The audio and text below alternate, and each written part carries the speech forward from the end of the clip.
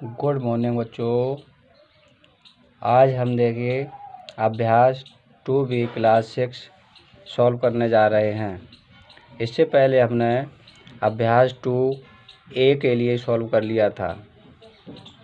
इसमें देखिए क्या है, पूर्ण संख्याओं के लिए संख्या रेखा पर जो तथ्य लिखे हुए हैं उनके लिए अंकों में लिखना है। किस प्रकार से तथ्य लिखे हुए हैं उन्हें योग तथ्यों को अंकित करना है। देखिए पहला क्वेश्चन क्या कहता है, संख्या रेखा पर अंकित योग तथ्यों को लिखिए।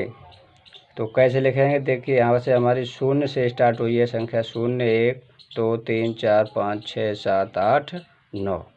तो देखिए 0 से और पहले जो लाइन खींची हुई है इसमें 1 2 3 4 तक है। तो इसलिए हम छोटी संख्या को देख रहे हैं, उसे 4 को दर्शा रही है तो 4 लिख देंगे। फिर देखिए जोड़ना है, इसमें देखिए कितने हैं इस लाइन में 1 2 3 4 5। ठीक है, यहाँ पर देखिए हम शून्य मान लेते हैं क्योंकि यहाँ से स्टार्ट हो रही है। तो सबसे पहले शून्य होगा, शून्य, फिर 1 2 3 4 5। तो देखिए 5 हो गया। अब इसे हम लिख देंगे, देखिए 4 धन 5 कितना होगा 9। ठीक है, इस प्रकार से हमने संख्या रेखा पर जो योग तत्व लिखे हुए हैं उनको लिख दिया। इसी तरह से इसका देखिए सेकंड है। पहली लाइन देखिए यहाँ से यहाँ तक पड़ी हुई है, कहाँ तक है 0 1 2 3 4 5 तक। तो इसका मतलब क्या हुआ, हम पहले कितने लिख लेंगे 5। फिर देखिए दूसरी लाइन में कितने हैं, यहाँ पर देखो शून्य मान लेंगे, जैसा कि यहाँ से 0 से स्टार्ट हुआ है वैसे यहाँ से 0 से स्टार्ट होगा। फिर 1 2 3 4 5 6। तो देखिए हम धन 6 को लिखेंगे, बराबर 6 और 5 कितना होता है 11। ठीक है, इसी प्रकार से अब देखिए अगला क्वेश्चन क्या कहता है, निम्नांकित तथ्यों को संख्या रेखा पर दिखाइए। संख्या रेखा पर दिखाइए। जैसा कि इस क्वेश्चन में देखिए हमने क्या किया था, संख्या रेखा से योग तथ्यों को लिखा था। इसमें क्या है, योग तथ्य दिए हुए हैं, इनकी हमें संख्या रेखा बनानी है। ठीक है, तो देखिए पैमाने से लाइन कर लेते हैं।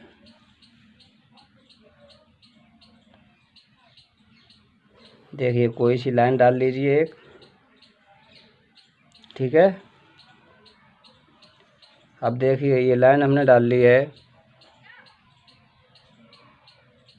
इस लाइन पर सबसे पहले 0, फिर 1 2 3 4 5 6 7 8 9 10 और 11। ठीक है, देखो हमने 11 तक के ये पूर्णांक लिख लिए हैं, पूर्ण संख्याएं लिख ली हैं। अब देखिए क्या करेंगे, पहले तुम्हारे कितने लिखे हुए 5।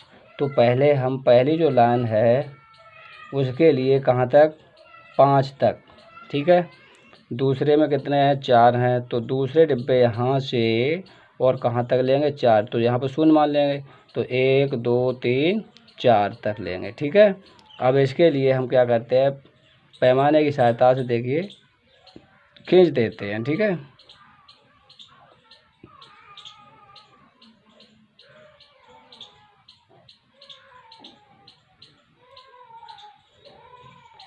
देखिए पैमाने की सहायता से खींच देते हैं। यहाँ देखिए यहाँ पर नहीं मिलाना है। ठीक है, यहाँ पर नहीं मिलाना है।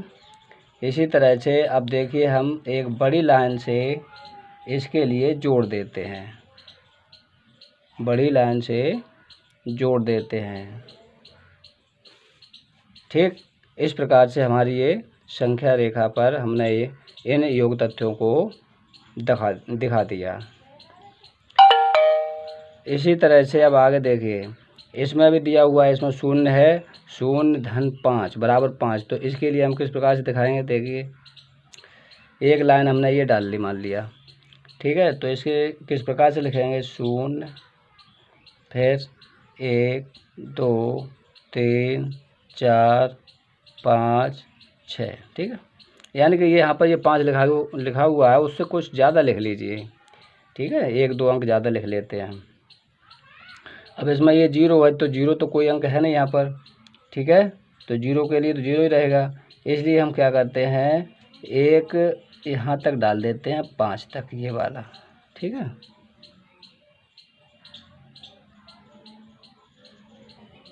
ये देखिए 5 पड़ गया। अब यदि इसमें डबल खींचना चाहते हो तो डबल लाइन डाल दीजिए।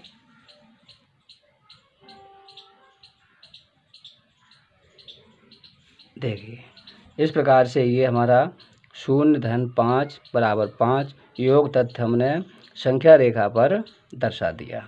इसी तरह से देखिए हम इसके लिए दर्शाएंगे 2-3-4 बराबर 9।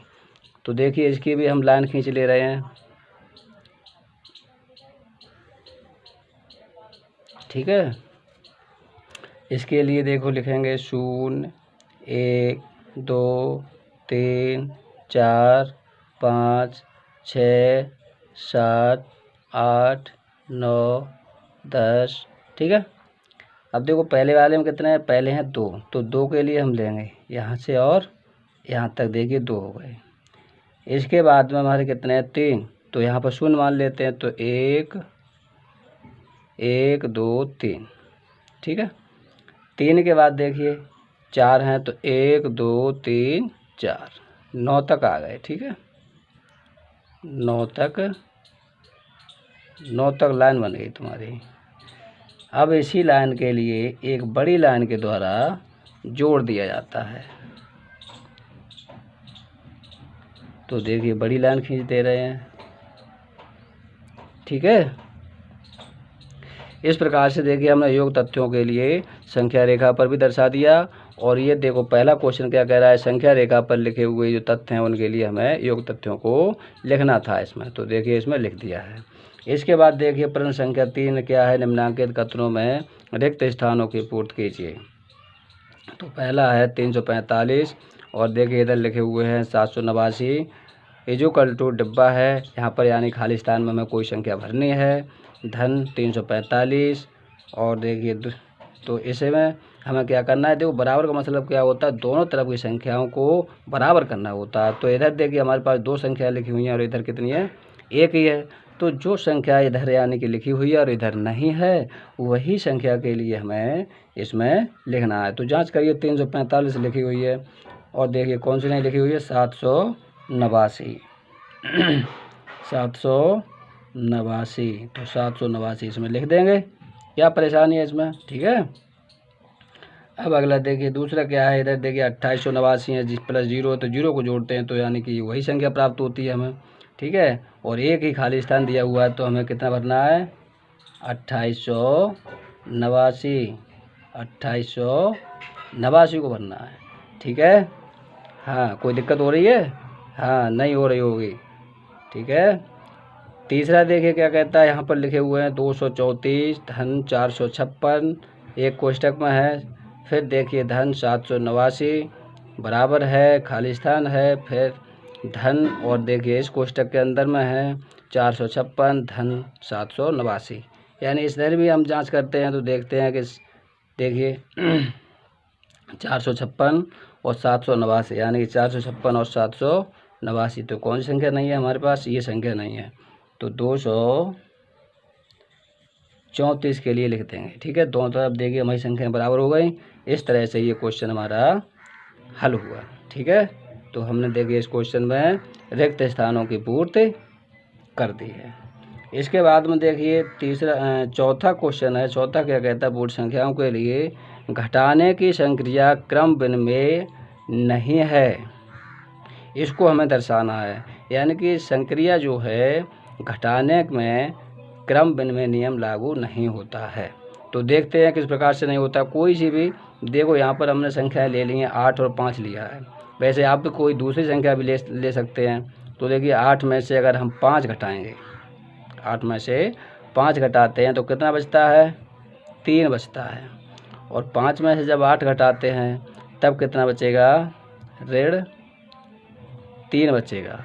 ये देखिए एक हमारी पूर्ण संख्या है, कैसी संख्या है, पूर्ण संख्या है, ठीक है। ये देखिए पूर्ण संख्या, पर ये पूर्ण संख्या नहीं है, पूर्ण संख्या नहीं है, पूर्ण संख्या नहीं है। पूर्ण संख्या नहीं है। ठीक है,